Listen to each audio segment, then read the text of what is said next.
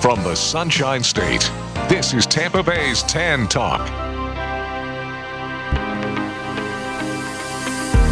It's time for FLALAW, brought to you by the personal injury attorneys of Perenich, Caulfield, Avril Noyes. This hour will be informative, along with taking your questions and comments. Now, here are your hosts for today's show. That's right. Welcome back to FLALAW live on the radio. I'm so glad you're joining us once again. Hopefully you are a faithful listener and you know that this is your live legal call-in talk show coming to you live every Tuesday at 5 o'clock on WTAN. Of course, if you are new to the show, then welcome. I hope you share this with your family members and friends. Let them know that FLALAW is live on the radio. We've got an awesome guest for you today, but normally speaking, this is obviously a legal call-in talk show. So we talk about all kinds of legal topics over various areas of law.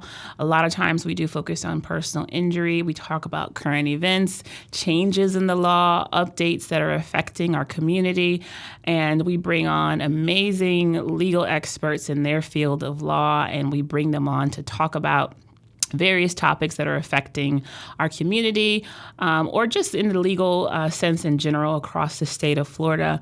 And so we have an awesome veteran guest. He's come to the show many, many times. If you are a faithful listener, then you probably already know who he is. But of course, I am going to give him a moment in just a bit to reintroduce himself to our listeners. We're going to spend some time getting to know him, his legal journey, and what he's up to these days. And I can guarantee you he's got a lot going on, and he's going to tell you all about it.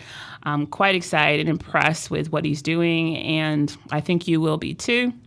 But with that being said, this is your opportunity to, of course, share this feed with anybody and everybody that you can think of, because we are streaming live on Facebook and also on YouTube.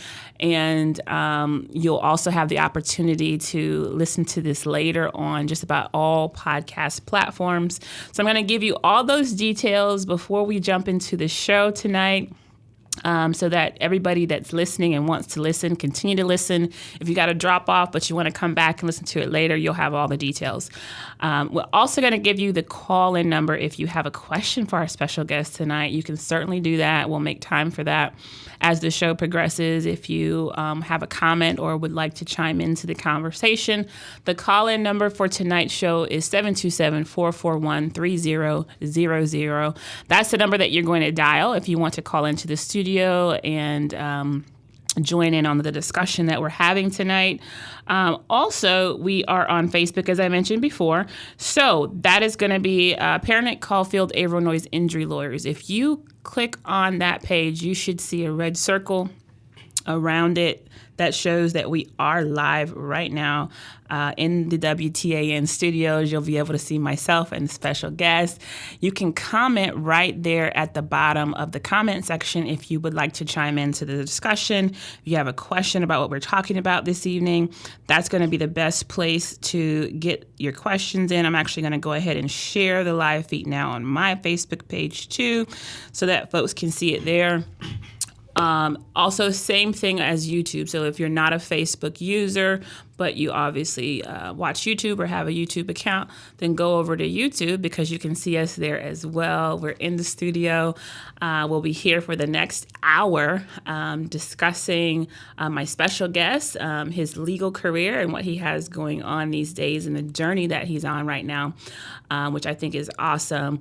So with that being said, also the podcast. So after today's show, it will be available on podcast platforms like Spotify, Apple Podcasts, iHeartRadio, just about anywhere that you can consume a podcast. You'll be able to find this episode on FLALAW on the radio. So if you go on your podcast platform, search FLALAW on the radio, you'll find us, follow us, so you'll be able to get the full show from tonight as well, especially if you're not able to listen to the whole thing live. That's okay. We've got you covered, and the show will be awesome, as I said. So with that being said, I would like to reintroduce to you a special guest that I said he's been on several times now. I've lost count. But he's kind of become one of our resident criminal defense lawyers who has educated us quite a bit on criminal defense law in the state of Florida, updated us when things have changed in the law, especially recently. We had talked about some DUI changes that are impacting, obviously, Florida residents. And so now he's back with a new journey that he's embarking on. And we had the pleasure of being the platform where that announcement was made. So if you were hanging out with us back in December, almost 6 months ago to be exact, then you know exactly who I have with me here in the studio. I have attorney, law firm owner, father, and now judicial candidate, Zachariah Wade. Welcome back to the show. Thank you for having me. It's good to be here. Absolutely. So let's assume that some people are listening that may not know who you are. Maybe they have been asleep at the wheel. They've missed some of these great shows that you were on, and they now need to get up to speed. Tell us about you. Who is Zachariah Wade? Well, like you said, my name is Zachariah. I am a father first before anything else. That's my favorite title. Of course. Like you said, I'm also a law firm owner, former prosecutor, former law school professor as well. But aside from my titles, I'm just an ordinary guy. Yeah, I mean, you could say that, but I think a lot of people would probably beg to differ on the ordinary part. But let's jump into it because you touched on a lot of things, and as I mentioned in December, you shared with our listeners and those that are close to you in the legal community that you were embarking on a journey to run for judge, right? That's correct. And so before we get into what that means and, why these positions are important or even what the role is that you're running for, I want to just kind of introduce people to you and kind of start up with who you are and letting people know a little bit about your story. Just from what you've described, you sound as though you're well-rounded and you've had a background that would sound very successful, being a former prosecutor, a law professor. Those are all wonderful things. So tell us a little bit more about your journey, Sure. Coming up to present day. Education has always been a big part of my journey. So when I tell my story, I sort of speak from that perspective. My mother ran a daycare center when I was a child. She was a teacher, so that really kind of catapulted me into education. Jumping forward, right, because I'm not going to go back to the very beginning. Sure. But jumping forward a little bit, when I was in high school, education was important to me because I grew up in a pretty rough environment. And so I used every opportunity I could not to be home, to be transparent. I was in the marching band. I was in the math club, the music club, the Spanish club. I joined the chorus. All the things. A TA, all of the things. You can sing? A little bit. I can carry my voice a little bit. I can hit some notes. We got to remember that, Ed. The next time we'll have him sing when he comes back. Oh, man. I shouldn't have said that, I guess. But music has always been a big part of who I am. And because of that, when I turned to college, I decided that I wanted to go to Florida A&M University. I wanted to be a part of the Marching 100. Nice. But because of the way I grew up, money for college wasn't just sitting around. I knew that I had to apply my love for education to get there. So I was able to obtain an academic scholarship to Florida A&M. I went 4 years there, loved it. I knew before I started there that I wanted to be an attorney, so it was easier to decide, my matriculation and how I wanted to proceed towards a degree. When I got my bachelor's degree, I, of course, knew that I wanted to go to law school, and by then I had been accepted at Stetson. So I transferred down here, moved to Gulfport, spent 3 years at Stetson, loved that. And as these experiences built, I decided how I wanted to use my law degree, and that ultimately led me to start my career at the prosecutor's office here in Pinellas County. Right. And that was just kind of just the beginning of the journey. But going back, as you mentioned, you kept yourself kind of immersed in education and extracurriculars. Did you encounter any obstacles along the way that made it seem like maybe it would be difficult to either go to FAMU or become a lawyer? Absolutely. And I say that not just because of where I was coming from on a financial level, right? I was raised by a single mother, so yeah. I watched her grind and get us through. But even aside from that, there were other environmental factors. I unfortunately did not grow up with the presence of my father being a constant factor. And just that alone sometimes can be a hindrance to some level of success. But I was able to overcome those things.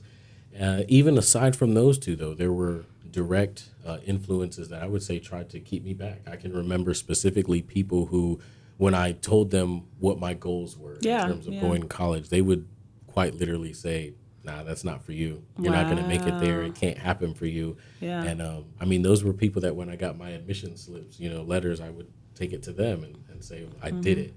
So really on all levels, there have been things that could have slowed me down or stopped me. But at this point in my life, I have taken a humble look at myself, and I've recognized that throughout all of those experiences, I had people, one, who showed me, the way to go. I always had someone that was some sort of a role model. Even I was going to ask you that because, we do encounter, sometimes people that, maybe well-intentioned, but they become detractors or even discouraging at some point for whatever reason. They think that you can't do it, and so they project that onto you, or maybe they couldn't do it, and they're expressing their own fears. But there's got to be someone that I would think in your mind who maybe was an influence and an encourager or a mentor. Is there somebody that stands out that you can think of? Yeah, absolutely. Yeah. Absolutely. I have an older cousin. He'd probably appreciate not being named. He's basically a recluse when it comes to things like that. So I won't name him. Okay, fair enough. But he is a person who stepped in, and he's one of the first men, not the only one, but he stepped in and really showed me what it was like when somebody gives you their word. They tell you they're going to do something, and then they do it. Yeah. Just that alone right there made me look at this person differently. He really took me under his wing and opened up my world. I started doing things for the first time, like swimming in a lake, right? Simple things like that, driving a tractor, hunting. Cool. It just opened up, like I said, opened up a different world for me. So absolutely, there were people who pushed me, and even people who pushed me on smaller levels, meaning they had less exposure time. For example, I used to work at Red Lobster, and I remember a guy came in. He was wearing a military uniform, and I sat him down, and he just started asking me questions. I realized through the conversation that he was a recruiter. Okay. But he found out that I was, I was in the books. I was headed in the right direction, so I wasn't interested in joining the military. Not doing that, buddy. Not at that point, right? But when he found out what I was interested in, I told him about Florida A&M's band camp, and then I let him know I'm trying to, I'm working here to save money so I can get there. He paid for it. He reached back out and just a random customer at Red Lobster. Absolutely. And I found him recently. He's still an Army recruiter. So, wow. Funny how things can be divinely aligned. Yeah. And it mattered every step of the way. I can always think of people who pushed me and just helped. They paid it forward. Wow. Made a difference. That's awesome. Well, I mean, I can always think about, going back to, school, and just I can probably name like that one guidance counselor or that one person in career development that maybe gave you the nudge or helped you out. Shout out to the cousin that will remain nameless. You know who you are. Is there anybody else on your journey that you would say that, this is kind of my biggest influence, even in the legal field or after becoming, an attorney? Absolutely. Absolutely. And really it's a mosaic of people. Sure. Because I grew up in a unique way.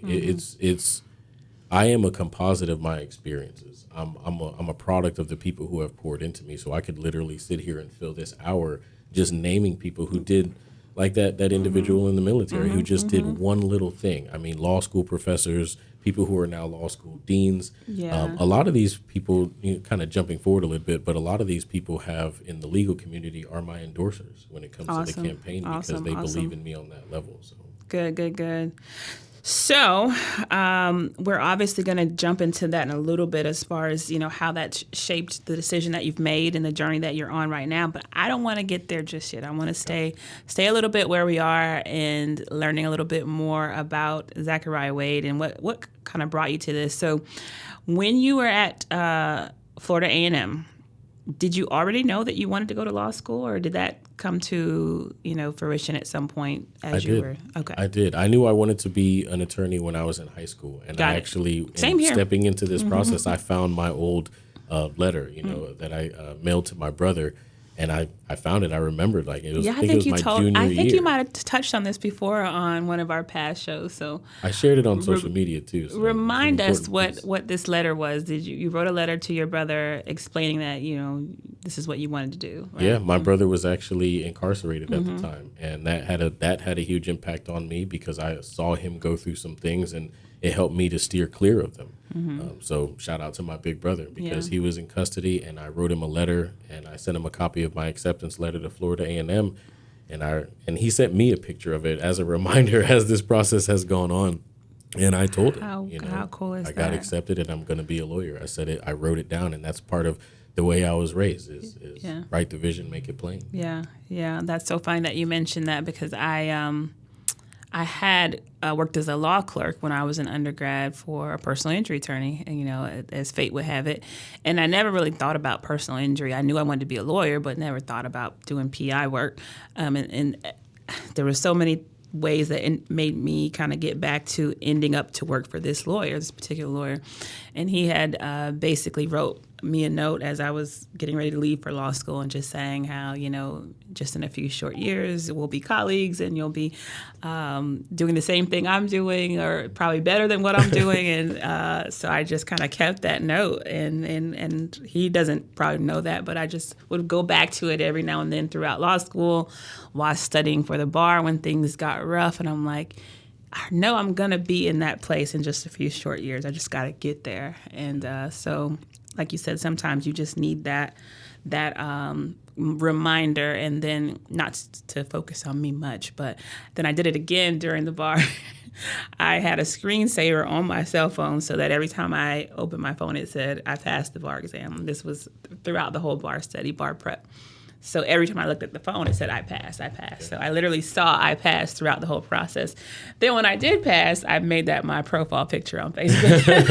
There you go. There's levels to So this. you got to speak it into existence. And those how those things come to pass. So with that being said, you said you went to Stetson. Yep. I'm sure it's two different worlds, two different cultures, from Florida A&M to Stetson. But what brought you to Stetson, and how do you feel like that shaped your journey and made you who you are as an attorney? Yeah, so I wasn't dead set on Stetson originally. There was an event at Florida A&M called Law Day, where there was just a number of law schools that flooded the gym. They were tabling, and I was able to meet the admissions counselor from Stetson. She gave me some information, let me know, the numbers they're looking for in terms of GPA and LSAT score and those types of things. And I realized that this is a possibility for me. I'm originally from Central Florida as well, so this is home. It didn't feel foreign. Yeah. And then I was fortunate enough to also be awarded an academic scholarship down to Stetson. So nice. I came down to Gulfport and started learning about the law. And like you said, it was a completely different world going from the mindset and the location. Yeah. Right, from Florida A&M up in Tallahassee, down to Gulfport, Florida, and now I'm studying the law. Things are way more serious. It was just a different dynamic, but I really enjoyed it. Yeah. It made it different, right? Removal from Tallahassee. Now we're here to start something new. Right. And so when you got to Stetson, did you immediately know prosecutor or criminal defense or, what you wanted to practice? Was there anything that you just knew I was going to do? Absolutely. I knew I wanted to be a prosecutor. Cool. And that was a combination of two things. One, it was the environment that I grew up in. I grew up around some pretty terrible people. And I remember thinking to myself, I wish there was somebody I could call, somebody that I could just tell them what you're doing and they could put you away. And then I learned more about how our system works, and I decided to become that person. And I wanted to help people in that regard. So when I got to Stetson, that was also a time when a lot of tumultuous things were happening in the country. It seemed like there was a divide being created. It was centered around shootings, unarmed people. Most of them were African American, and that really caused a lot of controversy. Yeah. And that's the world we were living in at that time. At least that's what was, being pushed to us by the news, and that impacted me because I saw a lot of anger, I saw a lot of frustration, but I feel like it was misguided. Yeah. And I saw some people take on the mindset of a destructive mindset. We don't want this system. We don't like this system. We don't believe it. It's against us. I never adopted that mindset. Instead, I wanted to be a part of it and just make sure that it was running the right way. Yeah. And so I knew to do that, I had to be a prosecutor. I say that because if you think about the game of baseball, the prosecutor is the pitcher. Okay. And the defense attorney sometimes that is the analogy. batter. Yeah. Because sometimes as a defense attorney, you're not going to score and you just need to get on base, which might mean less prison or maybe jail instead of prison. And that's not really where I wanted to start my legal career from. I wanted to start with a little more decision-making power. Obviously, there was a lot of guidance being a young prosecutor, but I wanted to sit in the middle and be able to do the right thing on the side of law enforcement. Yeah. So you weren't like me, a lot of law students that came in with one thing and tried a lot of different things and said, yeah, no, I don't want to do that. You kind of were steadfast on what you wanted to do. I knew it. And it was confirmed once I did my internship at the state attorney's office. I was going to ask if you had done that. Did it okay. For me. Yeah, because All I right. was a trial nut at law school. I wanted to be in the courtroom, and that's what I've done with my career as well. And I realized that being a prosecutor is the best way to make sure you're actually in the courtroom when you practice law. And so that was solidified for you. Absolutely. One of my mentors, I will say her name because she'll love it, Julia Metz. She was a prosecutor at the time. She might be watching. Let me look. She might be. I'll We're tag her Facebook later friends, if yeah. not. But she had a huge impact on me, and she showed me what it was to be a good prosecutor. I remember after my last competition with her, she was my trial team coach. She had a hat. I was going to ask you about trial team. So good. I loved it. She had a hat that had an American flag on the front, and on the back it said, "We do bad things to bad people." And I just loved that hat because, I mean, I knew I wanted to be a prosecutor. That's what you wanted to do, She was yeah. my mentor, Yeah, and yeah. after our last competition, she gave it to me. So, I Really? mean, little things like How that cool. just pushed me How along and let me cool. know that I was on the right path. That's a great story. You still have that hat? Absolutely. It's dirty now. I need to clean it because I wore it a lot, but I do still have it. It's a token for sure. Nice. So tell me about trial team. You know, obviously Stetson, #1 in the nation for trial advocacy. So if you were a trial nut coming to law school, then you came to the right school, right? Absolutely. So tell me about that experience and how did that mold you and shape you? Obviously, Julia was your coach, but trial ad professor, anything else that you can think of that might have said, yeah, this is where I'm supposed to be and on this journey. Well, Stetson does have that rank of #1 trial advocacy in the nation, and they had it when I got there, and they maintain it by making sure that you can't join the trial team as a 1L, right? So that first year in law school, I joined what was called the shadow team, where you really do just shadow the traveling trial team, give them people to practice against. And that really helped me to confirm not only that I wanted to be on the trial team, but that I wanted to be in the courtroom when I started practicing law. Right. Awesome. So through that process, did you say, maybe I want to do civil litigation or, anything like that? Or did it continue to just reinforce, the prosecutorial side for you? It absolutely leaned towards civil litigation because when we started traveling to competitions as part of the trial team, the case packet, you don't have any control over that. And What as you much as get, I knew yeah. I wanted to be a prosecutor, my coaches tested me and pushed me and put me in situations where they intentionally did not let me take the prosecution case. I had to do the civil case, and it was civil Good. defense. And I was like, what is this? But that taught me a lot, and it exposed me to a lot of different areas of our practice. Right. Civil law is totally different, even in a trial sense. Right. Well, let's talk about your experience because obviously you had your mindset on it, you did it, and you're doing it. And so let's start with, your beginning as a prosecutor. You've already kind of told us what attracted you to that. Do you feel like you learned more about our justice system and, fairness and the way things actually play out? Because you mentioned the climate in which you came into law school was a little bit tumultuous just in the news and current events. And people kind of have their feelings about the justice system. Does it really work? And, do the juries get it right? And are things broken? So going into that and actually getting into that role, did you feel like you learned more about justice and fairness and those sort of things? Absolutely.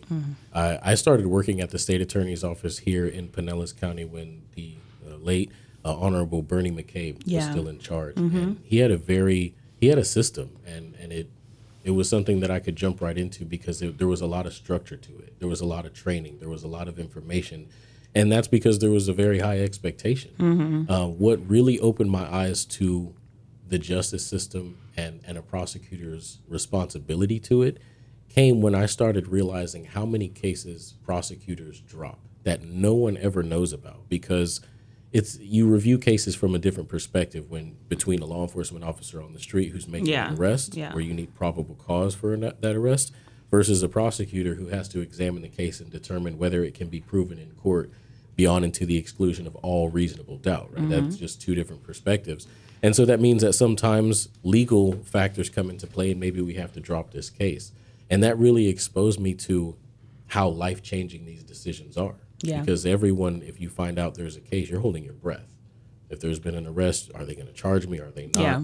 And that really helped me understand the job. Then it only got more intense when I joined divisions like the domestic violence unit or when I jumped on the traffic homicide unit, and it just gets more real. So what do you think might surprise people the most about the life of a prosecutor? It's actually a pretty modest existence. You know, prosecutors work hard, as do defense attorneys and public defenders. For me, there was a lot of humility that came with it, and I saw that among my colleagues as well. And I say that for me because walking into the employee entrance at the state attorney's office, you're walking by the basketball courts at the jail. And every morning going in, I can hear them playing basketball, and that just stuck with me. One, because I like to play basketball every now and then, but the context in which they're doing it is obvious. Yeah. And then when I leave at the end of the day as well, it's not necessarily the same people, but you can still hear basketball being played. And that always stuck with me because I'm going home, and it felt like the people on that side of the wall, even though they were accused of committing crimes, and maybe some of them are guilty, there are people in there who need the right thing done in their case. No matter guilt, innocence, evidence or not, everyone is counting on the system to operate fairly. Boom. Good transition. Let's make that segue. All right. Because at some point, you did leave the prosecutor's office and you transitioned into private defense work. Yep. Tell us, how did that transition go? So how many years were you in before you decided to make that switch, and then what made you do that? 5 years. Okay. 5 years. And one of the things that made me comfortable with that transition was knowing that I handled almost every level of crime that there is, from disorderly conduct all the way up to murder, armed drug trafficking, home invasion, robbery, DUI, manslaughter, vehicular harm. I just, in my mind, run the gamut of all the cases that I wanted to jump into, and I could have honestly done that job forever. It was the coolest job I'll ever have. But I had a son, and I wanted to be just more of a provider on a financial level than what I grew up with. That allowed me to shift gears. I felt like 5 years was a good mark. The expectation is 3, right? That's what the norm is. Sure. To be a prosecutor for 3 years. I stayed for 5 and left out of duty, I guess, for my boy. Do you feel that former prosecutors make good defense lawyers? I think former prosecutors make the best defense lawyers. And I say that because you understand the job. It really is that simple, but also that complex, because there are a lot of factors that you have to consider as a prosecutor that people might not think. For example, prosecutors they don't represent victims, but they're in very close communication with them. And victims call constantly, and they want updates, and they want to come to court, and they want your time. And people don't think about that as a prosecutor because we think of defense attorneys as the ones with a client. Yeah. And that makes sense. Yeah, but that's true. It just helped me understand the courtroom from a more well-rounded perspective. Awesome. So obviously, being that you have seen both sides of the courtroom, like you mentioned, do you feel like that's made you a better lawyer? Absolutely. Yeah. Absolutely. And on a big level and a small level, because on a small level, just to lighten up a little bit, when I would have criminal cases, some of the first criminal trials as a defense attorney, I believe in the case, but I've been a prosecutor for 5 years, so I have to get these words right and make sure that I do not say, and my client is guilty, right, at the end of a closing. Yeah. So little things like that, I had to make sure I'm sharp. Yeah, like, do you know who you represent? But those are just the little things that all lawyers go through. The turn of the tongue, you have to make sure you you get your words under you. And in larger ways too, because my only times going into the jail as a prosecutor was if I, went into a certain unit, I had to speak to a witness. It was rare, I guess I would say. Yeah.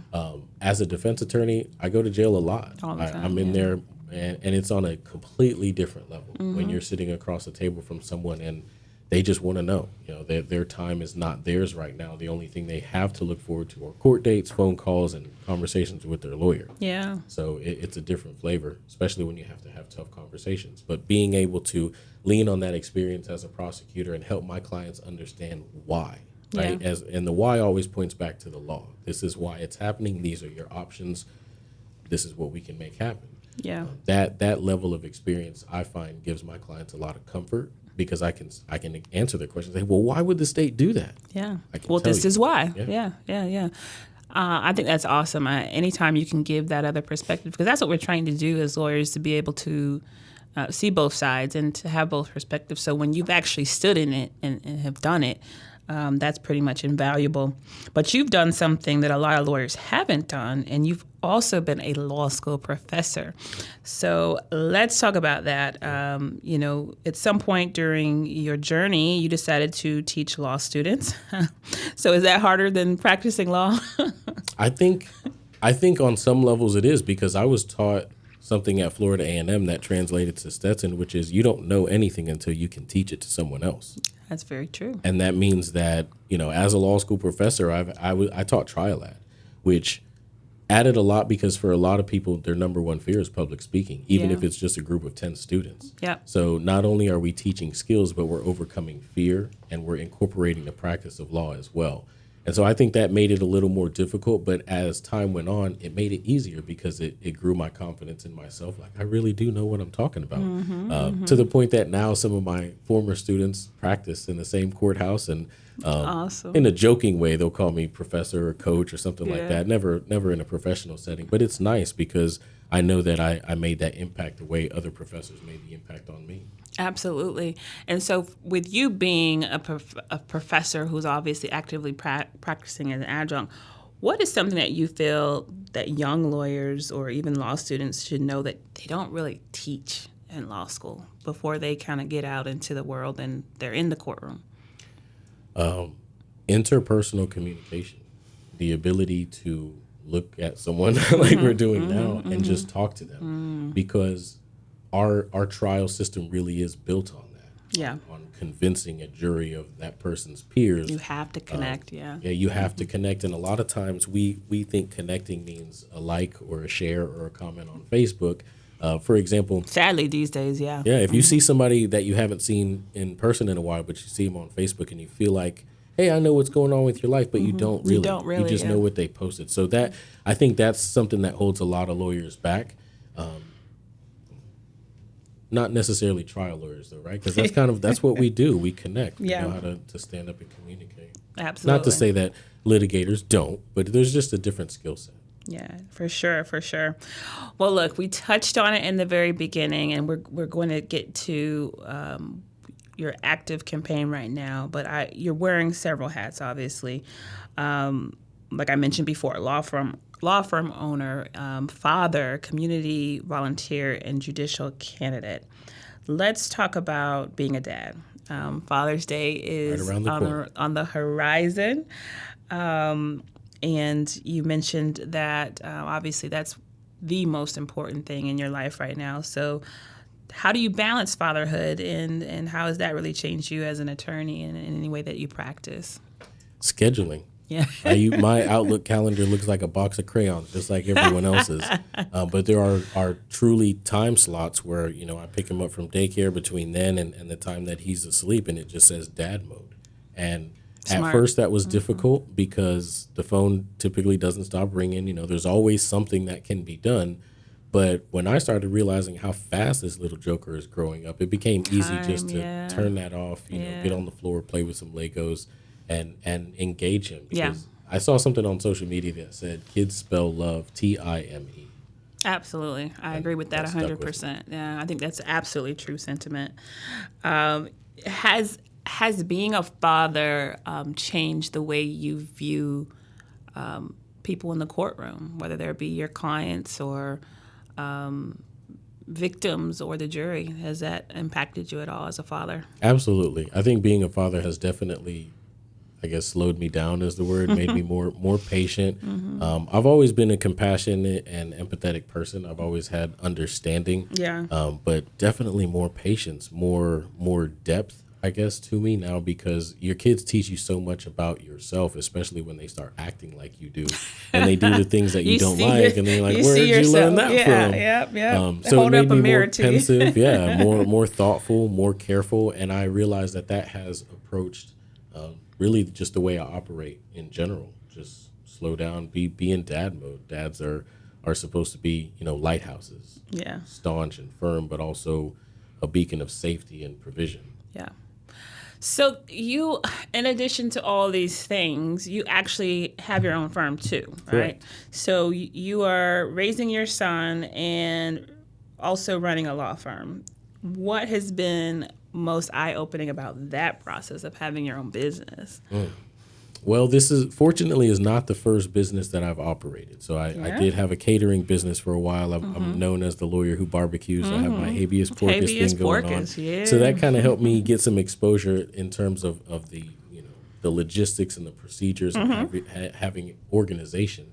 But it doesn't make it any less daunting, especially because it's a small firm, and I guess it really just taught me more discipline. Stepping into the campaign, becoming a father, running my own firm, you just realize the value of time and how important it is to have a plan, a system, things in place that you can lean on and not try to scramble in every moment to reinvent the wheel. Right, absolutely. Now, how do you balance that now with campaigning? So I have three main buckets to my life. It's, my role as a father that will always come first, the law firm, and the campaign. And those two are not necessarily in order. They're just on the list. But I recognize that running this campaign, more than anything else, it requires time. And we all have the same 24 hours in a day. So it really does come down to looking at my calendar, scheduling, getting out in front of things, and just staying on top of it as much as I can. And truncating. When it's time to be a dad, I'm dad. When it's time to do lawyer work, I shut everything else down. You can't reach me because I'm working. And when I'm campaigning, same thing. So, well, it's taught me a lot of discipline and it's sharpened my character. Well, so for those listeners that were not listening very well in December, or maybe you just found out about us after that, tell people, what are you actually campaigning for? I am campaigning for county court judge here in Pinellas County. Okay. And what exactly does a county court judge do? So county court judges handle low-level criminal offenses, typically misdemeanors. They handle, here in Pinellas, they'll handle first appearance hearings, injunction cases, and across the board, civil cases that are low-level, meaning less than $50,000. But here in Pinellas County, that typically civil cases on that level go to magistrates. So that's not necessarily something that county court judges are heavily involved in here. It's really limited to misdemeanor criminal offenses, injunctions, and advisories. Okay. So it seems to be like the kind of judge that most people would typically encounter. Yeah, they say that county court is the court that's closest to the people because it's misdemeanors. It's full of, on the criminal level, it's full of those cases that could seem small but have life-changing consequences, like a DUI, a theft charge, right? A battery allegation, possession of marijuana. These things can, right there in the moment, you can maneuver them easier than a felony, but the impacts can be the same. For example, if you get a DUI, I think it's still the case that you can't go to Canada, right? And that comes as a shock to people, but little things like that have huge implications down the road if you're an international businessman. Yeah, or we're joking about that on the last show with Justin Timberlake and his DUI. He says, going to ruin the world tour because, you can't travel as much, you know, with a DUI. So absolutely. All right. So we did not talk about the distinctions for some people because obviously people are going to be voting soon, and you get ballots and you don't really necessarily know all the differences, and sometimes people are just uninformed. So could you explain to our listeners the difference between a county judge, which you just described, versus an actual circuit court judge? Sure. In terms of the type of cases that are handled, where a county court judge would handle misdemeanor criminal offenses, a circuit court judge is going to handle felonies. Felonies, when it comes to the sentence, the difference is less than a year in jail or a year or more in jail. Those are felonies. Right. Okay. On the civil side, circuit cases take higher level civil matters, more than $50,000. Right. And then there are other roles like a unified family court, which deals with family court, obviously, juvenile offenses. And sometimes here in Pinellas, what you'll see is a county court judge who is sitting as an acting circuit court judge. And so those things are really up to the Chief Justice where he wants to put you. But there's a lot of variables there. But those are some of the main distinctions. Do you have any insight as to where this position that you're campaigning for might be placed? Well, I can say that the seat that I'm looking to fill is currently filled by the Honorable James Pierce. And he has announced that he's retiring. So that seat is Unified Family Court. He's a county court judge sitting as a circuit court judge. But I do not anticipate that whoever's successful in this campaign, obviously, I'm hoping that's me.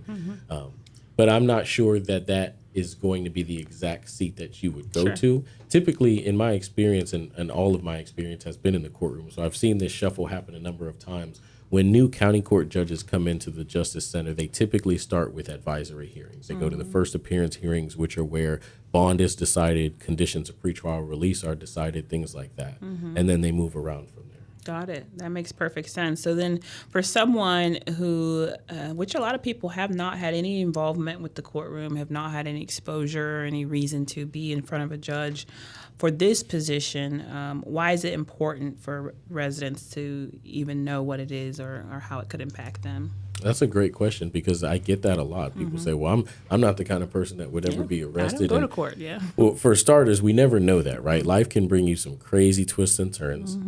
But like I said, these are life-changing decisions. And when you read the news and you hear about, the way a case resolved and things that happened during a trial or different things like that, that does impact us. Even if you weren't there in the courtroom, it impacts your level of trust in the system. It impacts your opinion of the system. How do you feel about the courts and judges and the law? Well, that depends on the stories you hear about cases coming out of those courtrooms. So I think everyone should have a vested interest in that because we all care about somebody. And if you don't get in trouble, they might. And it matters. It matters a great deal. Right. And so I would think that people may not even realize how much local courts just impact their day-to-day lives, right? Would you say that that's true? Absolutely. Until you're in it, you don't realize it, but it's totally disruptive. Absolutely. So what qualities do you think, make for a great judge, whether it be county judge or any kind of judge, really? Well, first and foremost, I would say experience practicing law inside the courtroom. Yeah. Taking cases to trial, arguing motions, standing on your feet, convincing juries, arguing with the judge, respectfully, of course, but stating your position in an artful way and having real-time adaptations through a criminal case or even a civil case as those decisions are made. I tell people all the time, for an attorney, a trial is what a surgery is to a surgeon.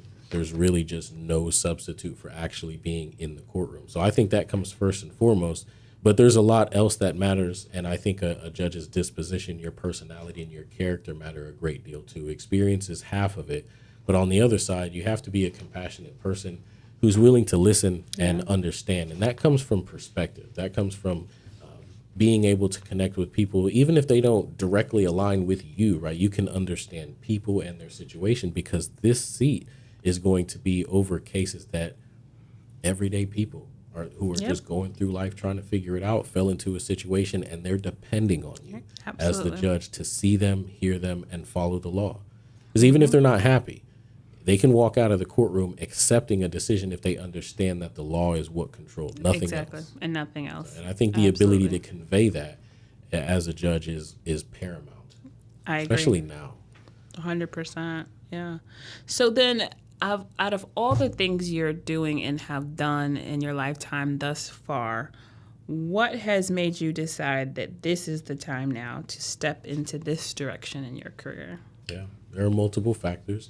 I can say that I've always wanted to be a judge, so I kind of sat patiently for what I felt like was my turn.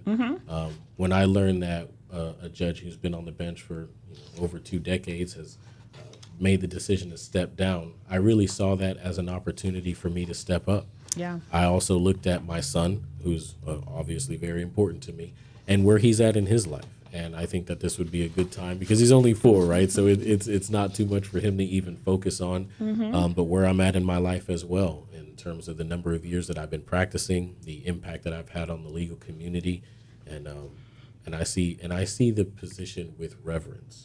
And I recognize that in myself. I see it. It always baffles me somewhat that we stand up when the judges enter the courtroom. And I think in some way it should almost be the other way around because that person is the one person who's a servant. And everybody in this room depends on you. It's different for every other role. The clerk, the bailiff, the prosecutor, the defense attorney, or the plaintiff's attorney, whoever. Yeah. We all have a side. But that judge, when they walk in, their job is to stay in the middle And to be able to do that is an honor, and I see it that way. Yeah. I think that's also very important. Respect for the position. Absolutely. That was good. That was heavy. I think that you have to understand the weight of the role. I think if you really appreciate it, then you'll understand how important it is to be in that position and to treat it as such, because it is very, very important to our community, for those that will be coming under the decision and the deciding, hand of that judge. And so I think that's extremely important. But to add a little levity to the conversation, be honest, which is harder. Okay. Courtroom, cross-examination, managing a law firm, or getting your son ready for bedtime. I'm going to say managing the firm. And I say that humbly, but when it comes to our bedtime routine, you got it down. We got it down. We go bath, bedtime, brush the books, we read, we say our prayers. He's pretty locked in. Kids like routine, though, I think. They do. He feeds off of it. It takes away the confusion. They know what to expect. Yeah. Now, if you had asked me those first two things and then convincing him to do something he doesn't want to do, well, that one absolutely, because he is a young man who requires an explanation, and that's something that I love about they him. all do. Why? And but I take those opportunities. I don't mind getting on a knee and talking to him, and there's certain situations where it's like, Dad won't do it because I said you got to move forward. Because I said so. Yeah, we gotta understand, discipline, things like that. Yeah. But every chance I get, I talk to him and just talk to him like he's my age and help him understand, and I can see that he does, so it's cool. Good. All right. So we got the bedtime routine down. Gotcha. Well, I want to talk about community service before we obviously start to wrap up, because you've always been active in the community even before you began your decision to campaign. So I'd like to know from you, why was that important to you, being active in the community? Well, I don't know if I actually said it earlier, but I might have hinted at it I did say it, that I grew up without my father being a constant presence in my life, and I recognize the men and women who were guideposts for me along the way. And there was a moment where I was able to take a humble look at myself and recognize that it's my turn to be that person, to reach back and grab somebody else, even if it's just one interaction where I can make their life better, to do it. So my community service is not something that is very well documented, actually. I can't tell you how many hours of service I've done doing any one thing, because that hasn't been the focus for me. But what has been the focus is reaching young men. I mentor with a number of different organizations around Pinellas County, and that's always the focus. It always happens the same way. I come in, I speak to a group of young men, I give them my phone number, and I tell them, if you want to go grab lunch, you want to call me, text, have a conversation, let's do it. And every now and then. Do they take you up on it? Follow up, yeah. I love it. Every now and then they do, and I just try to be that example. Which, just saying that out loud makes me even more humble, because who am I? Like I said at the beginning, I feel like I'm just an ordinary dude, but I do recognize that I have a story that when most people hear it, they say, wow, more people need to hear that. Yeah, because you never know when you can become for someone else like that person was for you. Right. That, military recruiter or, anybody else that just had that one little moment that shifted things for you. So I love that. I love that you think of it that way. So as far as lawyers, what do you think that lawyers can do to kind of better serve the community? More exposure. I was actually at a community meeting last week, and this was my contribution, is that changing any sort of culture really requires exposure. I think what lawyers can do is help our individual communities learn and understand more about the law. For example, a lot of people think that like juvenile offenses will fall off your record, and then when you become an adult, well, no, that's not the case at all. And when people learn that, then they can More tell the kids that, and the kids can talk about that, and it just changes the way that you see things. Yeah, so absolutely. Education and exposure for sure. And do you feel like the judges should play any role in, supporting the public and the community when it comes to confidence in the legal system? Yes, but obviously judges have to be very careful, because everything that is done, every decision made by a judge has to fall within the judicial canons, right? Very strict rules that judges have to follow. And one of them really gears itself towards being unbiased and not doing anything to give any notions that you favor this or that. So judges have to be careful. And I think that the best way that I've seen judges impact a community is education, teaching and Yes. helping other people understand more about the law. Yes, absolutely. They are the manifestation of the law in Absolutely. our society. So share that. Absolutely, 100%. And so you've obviously given, some really noble and respectful reasons as to why you're on this journey. So I feel like this next question is just a nice segue as we get to the point of wrapping up. What kind of legacy are you looking to leave both professionally and personally? Because you've done a lot of things. You've been a prosecutor, criminal defense, a law professor, you're a father, you are a community servant, and now you're running for judge. What are you hoping that your legacy will be? I've never been asked that question. Never thought about that before. I would be happy if by the end of my life, people maintain knowing me for the same reasons that they do now. People humble me and flatter me when they say, Zachariah, you're kind, you're genuine, you're professional, you're respectful, you know how to show love. Yeah. And I mean, that's all we can really hope for with all of the people in my life. That I just want that to be my legacy, because at the end of the day, titles, positions, it helps. Yeah. It's very impactful, but people will remember more how you treated them. Yes. More than anything else. And that's what I want my legacy to be, that whether it be clients or people, parties that come in and out of a courtroom, I want them to be able to say that judge was respectful. Yeah. He heard me. He listened. He seemed, that he didn't have an axe to grind. He was just a fair person. Yeah. That's what I want. Awesome. I hope I'm not misquoting. I think it was it Maya Angelou who said people will remember you more for how you made them feel than what you actually did. So not necessarily the things that you've done, but the way that you made them feel. So I think that's 100% true. So as we get ready to wind it down, you've been an awesome guest as usual. I want to have some fun. I know you're seeing a lot of the county right now. You have probably gone from here and there and everywhere. And so still more to go. I want to, yeah, exactly. You've still got what, 60? I want to say 61 days. 61 or 62. 2 months. Until the election day. Now, obviously, before we close, I'll let you let folks know about when the election is. But you're seeing the county. What do you think right now is one of the most underrated things about Pinellas County?